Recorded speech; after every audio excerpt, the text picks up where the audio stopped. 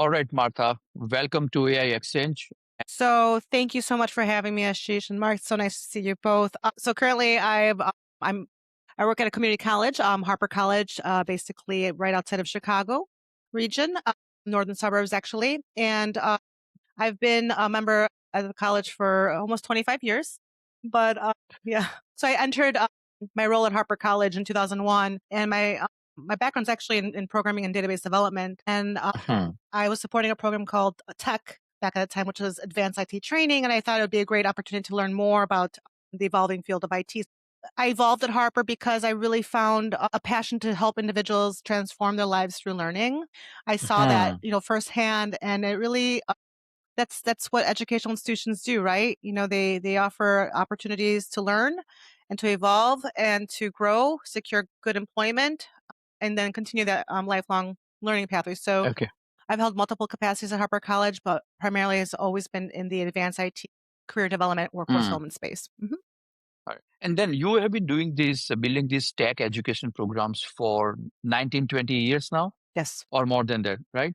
Yes. So at this time, right, what does AI feel like from inside an institution compared to Mm. every other tech wave that you have seen so far? There's so much buzz and talk amongst a lot of educators. And if anything, I try to not compare AI to the internet, like, the introduction of the internet. I do recall back in the early 2000s in education, there was resistance towards the use of having students, let's say, access the internet or access YouTube because it was a source of information and data. So it was like pulling away from that more traditional approach towards learning. I think right Mhm. now we're in a serious paradigm shift because artificial intelligence is very different. It's different from the internet, but Yep. because it's intelligence that basically anyone can grasp and access if they know how to, right? Mm. I'm seeing that diminish a little bit though in this past year.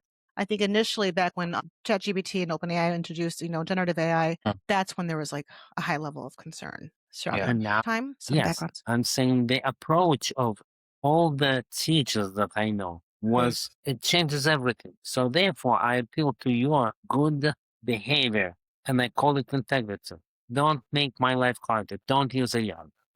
That was one point of view. I definitely know such people, but it must be that you're saying that all changed and it's now different. It's changing. It's evolving. I started my research in with the impact of artificial intelligence in education a couple years ago. I'm currently in a doctoral program, and Mm. that's my focus. Mhm.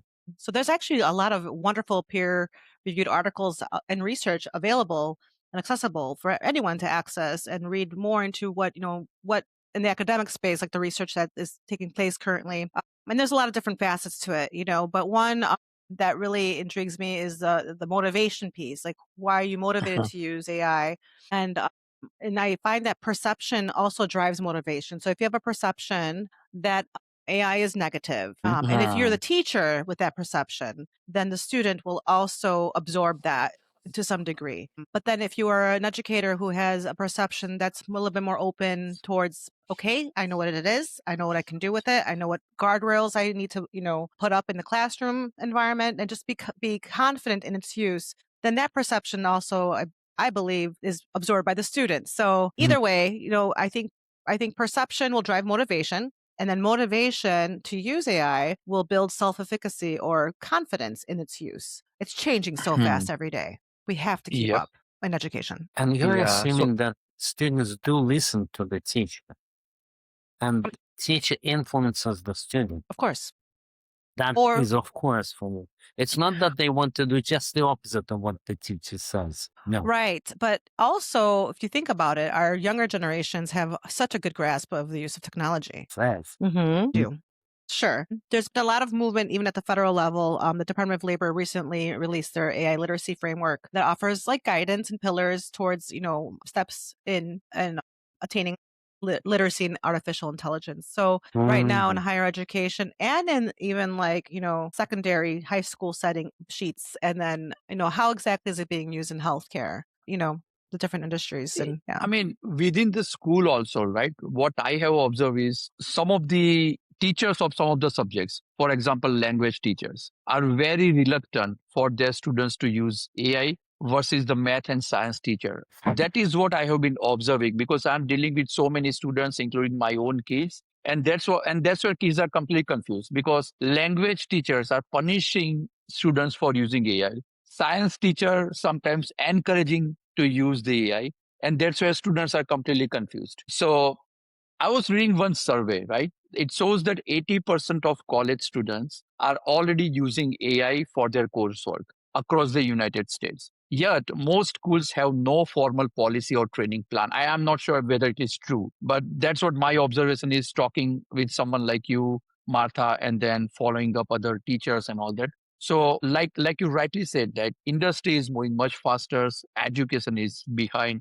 So how did we end up so far behind so fast? This is very confusing for everyone right now, is what I'm feeling. It's a very good question, or a good thought, because I see it. I see it as well. And with going back to your topic about like the English teacher, reprimanding or punishing the student that uses AI, fails. I've had a student actually say that I was failed because there was an assumption that I Exactly. used AI, but I actually did not. So And he is most likely lying as well, right? possibly, I mean, Possible. the humans are humans. They do some of Yeah. those. Some of them leverage that talent. I guess I wouldn't call it a talent, but yeah, we do see that happen. That's the academic integrity concern.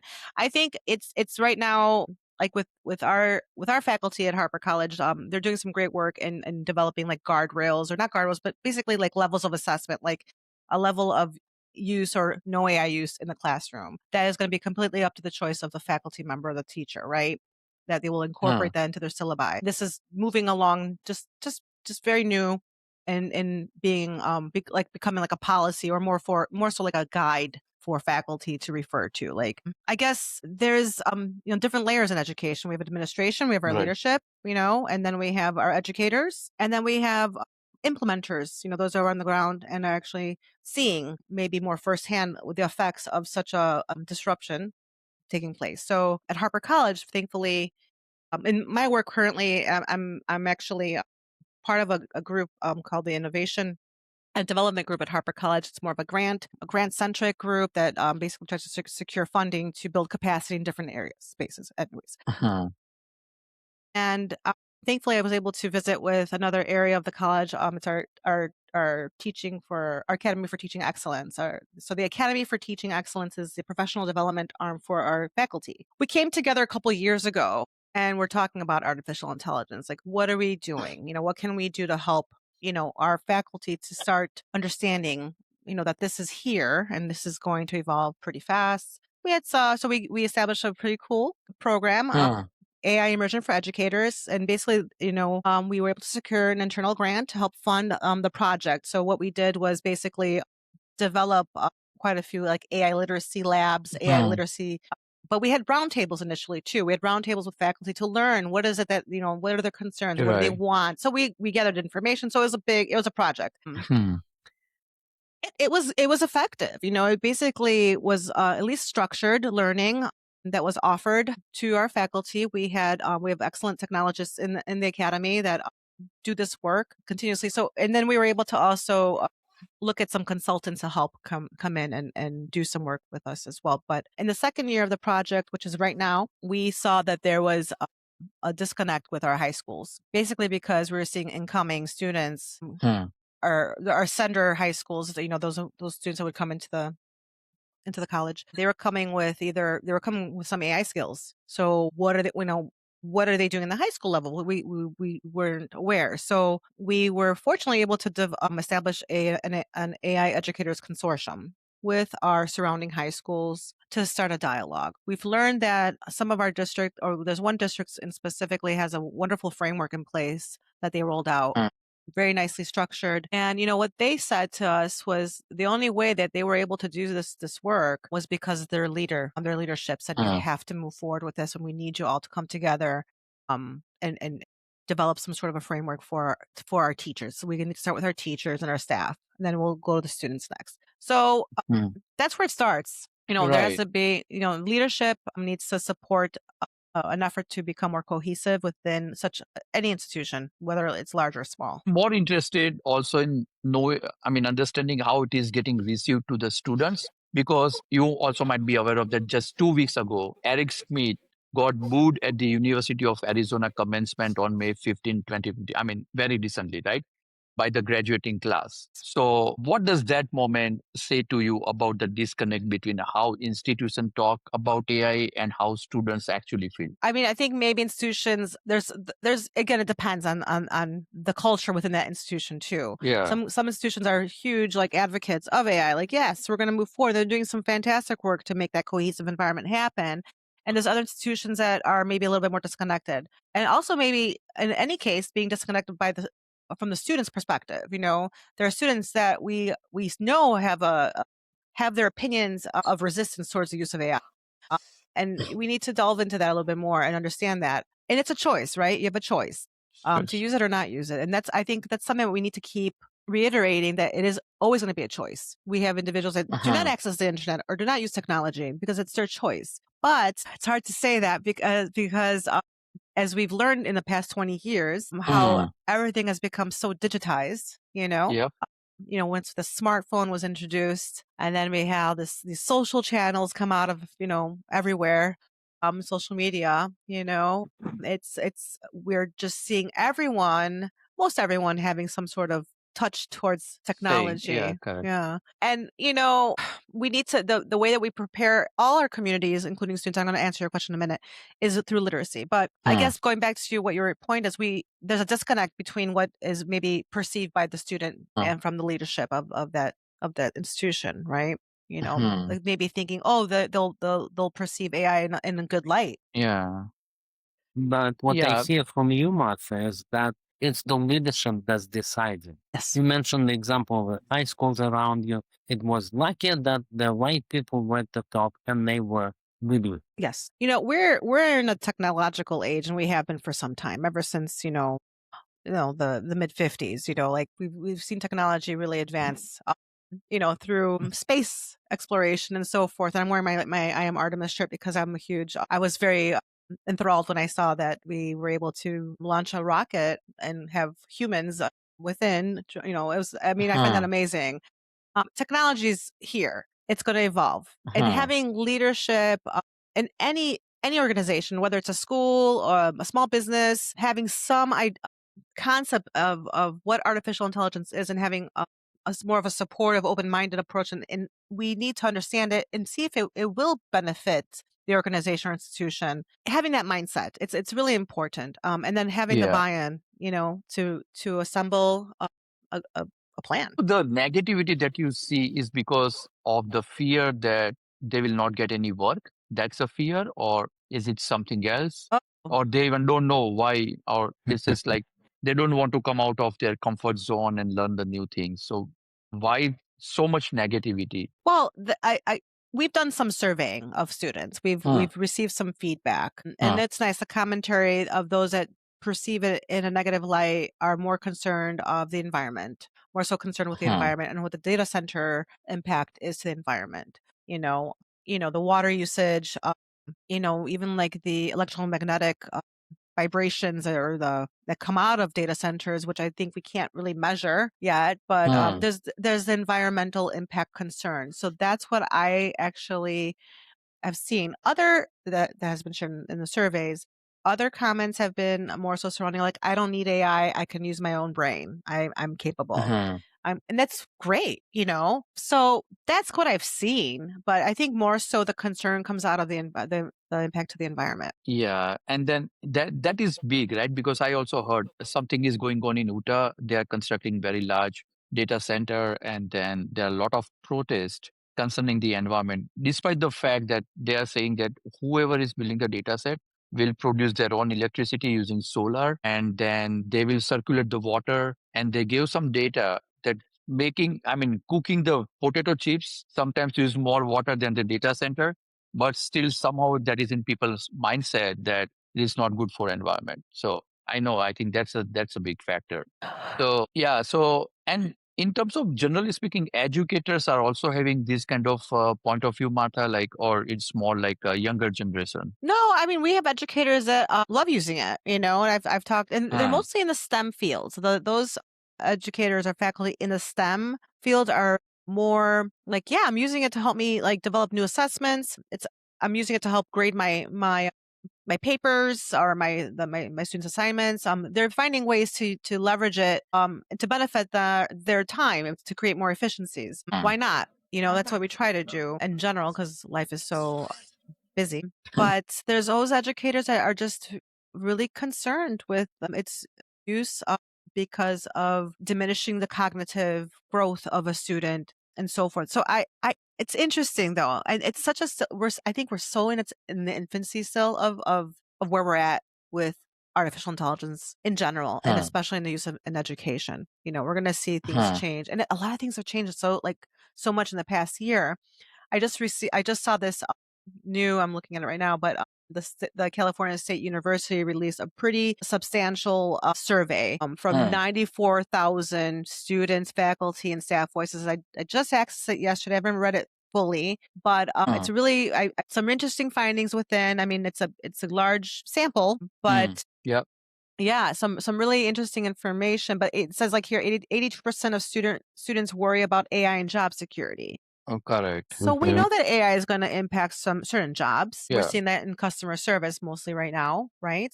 More automation with responding to inquiries, and I don't mind it. I get it. Yeah. But AI is going to create new jobs, and if anything, like maybe that customer service initial level 1 is AI and automated, but level 2 will be the human, right? If it needs to be escalated, it will go to the human, unless at least for now.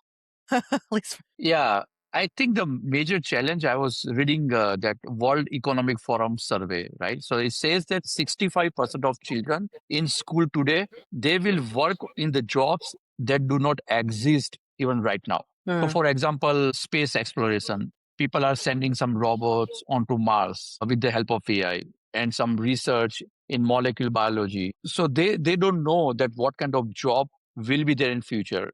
I mean, many people agreeing that it may create more jobs, but they don't know what kind of job exists. And that is where I think they are fearing, is what I am thinking. Fear of unknown, I would say. Yeah. Well, So yeah, my conclusion would be teach everybody as much as you can possible.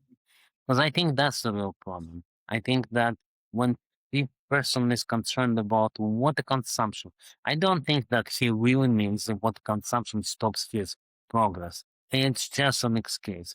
Forgive me for incorrect speech. But what really bothers him that if everybody uses AI, what do I do as a person? What do I do as a worker? I don't provide to my family. mm-hmm. Yeah. I also when that like with discussion about the fear of like the job security or job topic comes up, I say, let's go back. Let's talk about social media really quick. And when we saw the first, I mean, MySpace was further back, but then what we had happen later was when the smartphones and we had Facebook and then Instagram and all whatever. Yeah. So social media created it's a not necessarily new technology, yes. It created so many different jobs, different types of jobs and different Yeah. means for an organization to communicate to their audience, right? Like, all of a sudden we saw, marketing specialists, I'm sorry, social media marketing specialist positions popping Yeah. up, and Right. social. So now that's more social centric type roles in industry because of social media. I feel like that's what AI will do. We'll see. Yeah. And we see those jobs popping up. We saw prompt engineer initially, but there'll be others. Yeah, no, absolutely. And Mark and I, like, we also run this elephant scale, right? So where we teach a lot of AI related courses. And we started receiving many inquiries recently that I am a computer programmer or I am a Salesforce expert and I want to change my career. Please provide us personalized courses. And they want to change the career. So exactly like you said, some of the jobs, some of very new category of jobs will be created, high paying jobs will be created, and some of the jobs will go. I mean, that's how it goes with every technological revolution. Probably this is a singularity, so people are more fearful, but eventually, in my opinion and what I heard others saying, that it definitely will create more jobs and it will be not as much fearsome as some people are somehow projecting always. I agree. I mean, us Yeah. humans will be the ones that will turn the switch on or off, at least still, Yeah. So Yeah. Now, I'm slightly changing the topic. Recently, I heard that IBM, Google, Apple, everyone has dropped the college degree requirement for many technical roles. I'm not sure how true it is, but I have seen some of the jobs. And like earlier, there used to be like at least engineering in masters and computer science, and that kind of requirements are not there. So, what is uh, what is the argument for traditional AI education program at any college or any university for that matter now? Do you think that degrees will be relevant going forward? If the degree is valuable, yes, right? So if there's Hmm. value with what you're learning, yes. So, if it's going to be, that's why again, I feel like there's like this Renaissance revolution. I don't know what to call it in education right now, like where there is like this desire and need to incorporate more AI into all disciplines. We have to have all Hmm. disciplines in some aspect have an AI component or AI literacy component. Like again, how I was mentioning earlier, if you're going to be in biology 101, Hmm. how is AI how can AI be a part of that curricula? If colleges and universities don't start in that towards that, I then they will lose I feel the value of their degrees. Yeah.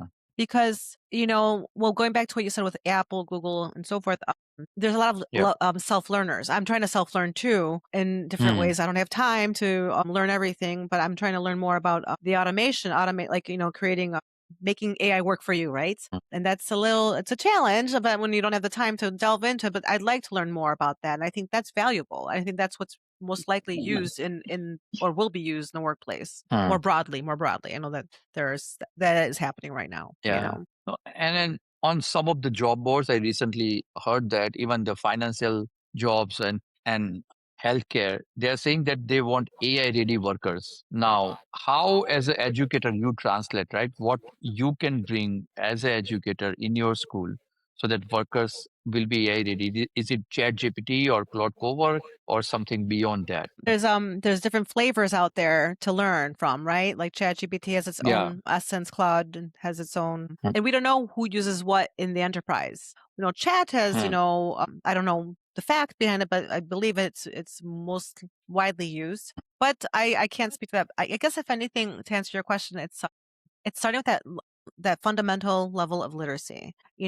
Hmm. If the student and entry level worker does not have that foundation of understanding what is artificial intelligence, what is Hmm. machine learning, understanding like the underlying how does it Hmm. happen. I think that's important. They don't have to know how to program or anything of that nature, but understand, and then understanding how the different applications. And now we're seeing so much more integration with our standard, daily applications that we use, right? Like Microsoft Office, and it's moving fast. So it's like there has to be an understanding that they'll see that going into the workplace. And having some knowledge of how to use a tool will be beneficial, and to also speak to their level of literacy. Like I'm a pro user, I'm an expert user.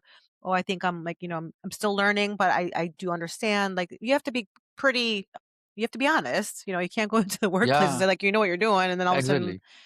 but again, it's going to take some time, but we have to, not time, I'm talking hopefully in 1 year, we can see more AI literacy Yeah. practices across all of the schools in this country, across the world. The other concern I have though is that there's still like a digital literacy Hmm. issue. We still have Yeah. individuals that don't use devices regularly to really Hmm. understand, right? It's tough. Absolutely. But I think eventually, future generations will have that. Hopefully, that population becomes smaller and smaller, through learning, right? So I'm a big advocate of digital equity, which is basically I do a lot of work in helping those like low income families secure a device, gain some basic digital literacy skills, turning on the computer, Uh-huh. understanding the basics, internet, email, because that's the world that we live in. You have to have that first in order to have AI literacy as the next step. Yeah. Yeah. In one of the courses, we were dealing with a lot of enthusiastic employees of one of the companies. And then Mark and I have to come up with what AI cannot do right now as a first slide, because setting expectation is like always helpful, right? Because they're expecting like AI agent can do anything and everything inside their computer. So we had to educate them what AI cannot do right now. So I think that's another aspect for the other extreme people who thinks that AI can do everything. So we have to teach them what AI cannot do, what you can expect out of AI. So that is what we were thinking is useful, at least in our course curriculum. Is this course customized for that specific organization? Like, is it more of a customized solution, or is it more of like a any? No, what we do is we always customize our course. So if you go to our website, elephantskill.com, you will see a lot of courses, but those just to give you the high level idea. But we customize courses for each and every organization. And we also have the browser based labs so they can practice however they want. They can break. For example, Mark was teaching one cybersecurity course with AI, and the labs can allow them to hack something in the Uh-huh. sense in our own computer, they can feel that how hacking works. So we come up with a lot of like hands-on as well as customized training at Mm-hmm. Elephant Scale. That's awesome. That's great. Yeah.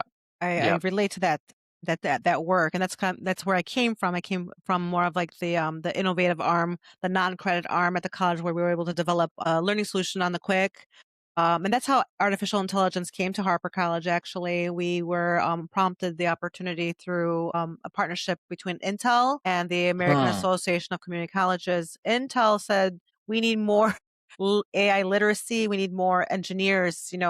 Future engineers. That's what they were basically saying at the time. This is in 2022, and we were offered that opportunity to work with Intel on their developed curriculum Wow. for. Hmm. It was good content. They worked with other universities that were spearheading curriculum for AI at that time, and we were able to offer some AI courses, introduction to AI or AI foundations, and so forth. Back then, very little interest. Now things have changed. So it's Things have really changed. interesting. And I just want to also share currently at Harper College, we just, my work currently is helping support or spearhead a Department of Labor grant. It's a strengthening community college grant with the scope to develop and launch 2 new emerging tech pathways, one in cybersecurity and then Okay. artificial intelligence and cloud. So we just launched AI and cloud in March. There's great interest. There's there's great interest. So we're seeing, but the difference is like, in some aspect, what the AI and cloud program will teach is to be a practitioner, basically. You do also get that cloud and technology networking type exposure as well, because AI does sit mostly in the cloud. So we'll see how things evolve. Wow. I work close with the faculty, and she's always like, it's changing. It's every week she has to It's incorporate some changing. sort of update. And that's the tough thing with higher education is that curriculum that's like, that's degree bearing has Yeah. has a long approval process. It could take up to a year to Wow. to get approvals for new curricula. So we have to find a means to be more nimble in higher education, and being able to keep up with the changes in emerging tech. So I think that's what I've learned again with, like, being more of a private training Yeah. provider, that you have that capability. You can be nimble. You Yep. can respond to the changes a lot faster. But on the accredited side, it takes more time More and time. Yeah. approval. So I'm hoping that higher education and education in general evolves to be more responsive to the changes in emerging technologies in general, right? So we have to, in order to keep our workforce ready. Yep. Absolutely. I remember, Absolutely. Martha, you No. have been Intel department there in Chicago. Is that you work with them or just any Intel? Do we with Intel? Yes. We so that was it was a great project. We maintained contact. They offered us updates to their curricula. They had some organizational changes there. So I mean, currently we're not the project is completed, but they do check in to see where we're at. Basically, the scope was to launch a degree program in artificial intelligence, and their curriculum helped support or propel us in doing so. And that's available, I believe, still for any institution or college to start moving towards. But there's a lot more content now out there, right? So, but is it the right content? Is it, good content, That, but because that it's was changing so interesting. fast. Yeah. Yeah.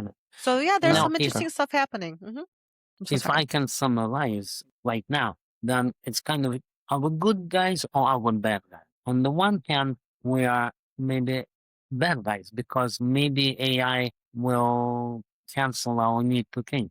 On the other hand, maybe we're good guys because AI will strengthen our need to think. On the one hand, we need the top management should be aligned, and if they're not, then we're in trouble.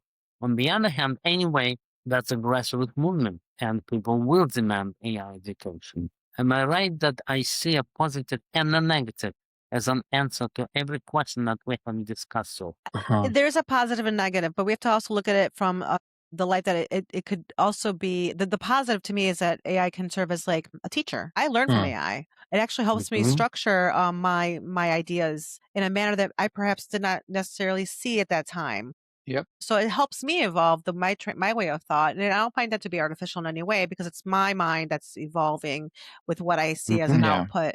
Now, if you're just going to take the output and copy and paste it without really looking at it, you don't get anything right. yeah, you don't. You really But don't. I do the same thing. I learn from it. I ask him, why did you do it this way?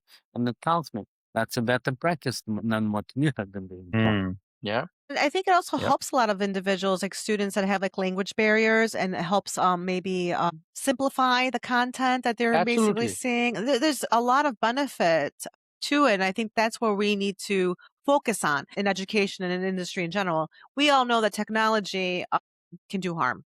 We know it, but it can also do Yeah. good. So we don't Yeah. focus on the harm. I mean, it's good to know the harm, right? In cybersecurity, you should know the harm that technology can do, right? And that's why you offer the solutions. Those. Yeah. Yeah. It's like if you drive the car and if you don't go everywhere by walking, your legs muscles will not develop. But at the end of the day, you can always go to gym and exercise, right? So there are different ways to keep your brain active and stuff like that. Yeah. I mean, so for example, learning is great with AI. I always want to learn what is quantum physics and looking at some of the books and all that.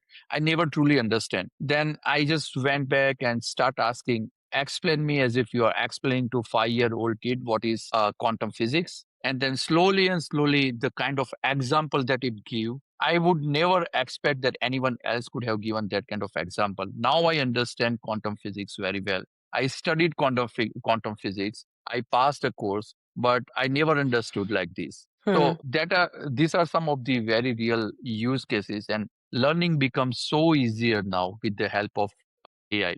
So I think that is a common use case across all the generation. Even that's what I feel. With that, Martha, last question. So, what is the one thing you wish more people to understand about how AI is actually changing education right now, and something that they are completely misreading? Hmm. So, like how you see education is changing because of AI. It's changing. We have students that are using it, and we have educators or their teachers that don't use it or don't know how to use it.